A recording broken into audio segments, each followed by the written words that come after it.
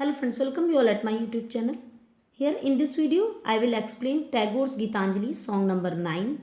Friends, Tagore presented himself just like a true devotee in all 103 songs and shows his devotion towards God.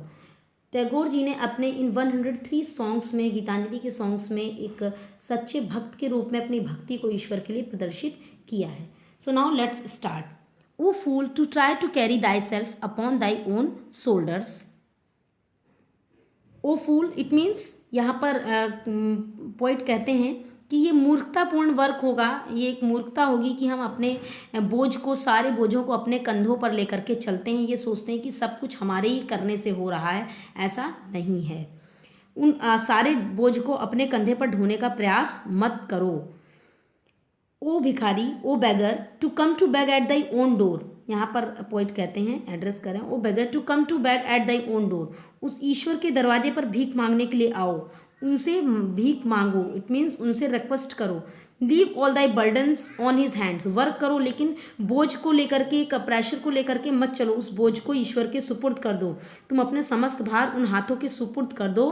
Who can bear all, जो सब कुछ संभालने की क्षमता है जिनके पास. And never look behind in regret, और जो कभी भी अपने एक्शन पर खेद नहीं प्रकट करते हैं, पीछे मुड़कर जो अफसोस नहीं जताते हैं. Thy desire at once puts out the light from the lamp, it touch with its breath. यहाँ पर एक्चुअली लैम्प, स्पिरिचुअल लैम्प की बात कर रहे हैं पोइट. तो वो कहते हैं कि अगर स्पिरिचुअल लैम्प आपके अंदर जल रहा है, स्पिरिचुअल आध्यात्मिक लैम्प है, तो उसमें सेल्फिशनेस नहीं होनी चाहिए. उसके अंदर कॉन्फिडेंस हो और लव हो, सेकंड लव हो गॉड के लिए, तो वो कभी भी नहीं बुझ सकता. लेकिन अगर उसमें सेल्फिशनेस है तो वो, जैसे कि साधारण जो दीपक होता है, वो दीपक की इच्छा अपनी सांस के साथ स्पर्श कर लेती है तो दीपक तुरंत बुझ जाता है. तो उसी प्रकार से अगर जो अनस्पिरिचुअल लैम्प है, या जो आप अपने अंदर स्पिरिचुअलिटी जब जगा लेंगे, तो डेफिनेटली आपके अंदर कॉन्फिडेंस आएगा और आपको बोझ नहीं कुछ भी महसूस होगा. ये अपवित्र है. It is unholy. Take not thy gifts through its unclean hands. Poet कहते हैं ये अपवित्र चीज़ है कि आप अपने सेल्फिश हैंड से विदाउट लव गॉड की गिफ्ट्स को एक्सेप्ट करें. आपको accept only what is offered by sacred love. उसके उपहार स्वीकार मत करो. अपने गंदे हाथों से उसके उपहार स्वीकार मत करो. केवल उतना ही स्वीकार करो जितना पवित्र प्रेम द्वारा प्रदान किया जाए. अब इसको इंग्लिश में एक्सप्लेन करती हूँ मैं.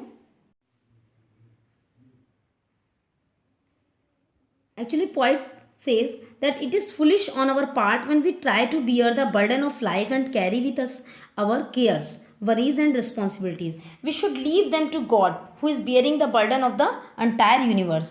Surely He can bear our burden much better than we can do it ourselves. But this is possible when we have absolute reliance on God. लेकिन उसके लिए हमारे अंदर भगवान के प्रति पूरा भरोसा होना चाहिए. When we rely on God we succeed. जब हम भगवान पे भरोसा रखते हैं तो और वर्क करते हैं तो हम सफल होते हैं. When we depend upon our own frail self we fail self. अगर हम सिर्फ अपने ही झूठे, अपने उस पर निर्भर रहेंगे तो हम निश्चित रूप से असफल होंगे. Self confidence must be there but it must spring from the confidence in God.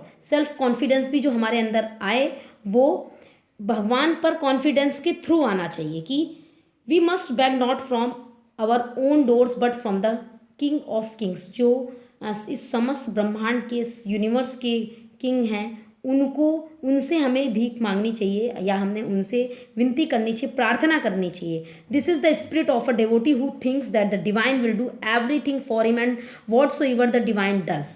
तो यहाँ पर कवि कहता है कि उसी से, वही मुझे सब कुछ देगा. ये जो डिवाइन है, जो गॉड है, वही मुझे सब कुछ देगा. And gives he accepts cheerfully. और जो भी कुछ वो उन्हें देंगे वो हर चीज़ बहुत प्रेम से, प्रसन्नता से स्वीकार करेंगे. Such a person always look forward with hope and cheer and never looks behind in regret. क्योंकि जो गॉड हैं वो हमेशा जो भी कुछ देते हैं वो कभी पीछे मुड़कर अफसोस नहीं करते हैं. The spiritual lamp burns but the wind of desire extinguishes it. जो स्पिरिचुअल लैम्प है, लेकिन अगर हमारे अंदर सेल्फिश डिज़ायर्स होती हैं तो वो उसको बुझा देती हैं. Spiritual lamp burns, if you burns spiritual lamp in your self but it extinguishes with the unselfish, or we can say selfish wind of desire. our hands are unclean if we have desires. We must not accept anything in those unclean hands. When we give up our desires, we become worthy to accept the sacred gifts of love. By renouncing all selfish desires, the devotee tries to prove himself a worthy instrument in the hands of God. So, in this way, friends, I hope that definitely you have understood this poem well, and if you like it, don't forget to give the thumb of like, as well as if someone is watching my channel first time, don't forget to subscribe it so that you can get such type of videos timely as I upload. And so thank you friends, we'll meet you again next video.